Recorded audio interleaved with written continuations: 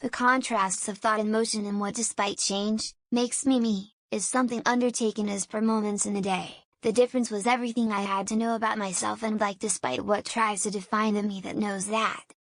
One might find more to see if not more to like from that vantage point. I only know my experience had room to say that. But I'm also not foolish. What you wanted to say was that means an experience in romantic senses require means itself, and I'm not going to pretend that person is me.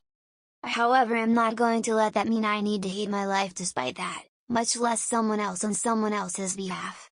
It's the case that some mental health in either case comes from how I can know that to begin with, on my behalf or someone else's. Someone else around me otherwise just telling me that the basis for what will be my wakefulness comes from the way his image will make me better. It's a gradual and immersive arrival to get to the point where life and you were, aged enough to ask that question of what your life is and what your work in a moment of it is, and in fact be one of those people who can indeed find the balance between the two. And it's slow going, and that's okay. But rest assured you do not know what that is and cannot say that for me, that much is true. Defining the callings in that life, needing life to know it as well. Lifetimes of experiences still leaves everything large and still at question regardless at the end of life, asking what speaks on behalf of experience. I will not know everything and will have not missed everything. Otherwise, assessing the origin of my suffering and overcoming it, comes at the recognizing and deciding what that actually means to me.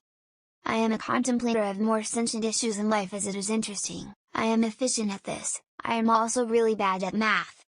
You tell yourself you are a master of your memory, and maybe, you can teach yourself math. But why would you? That's not immediately useful to you.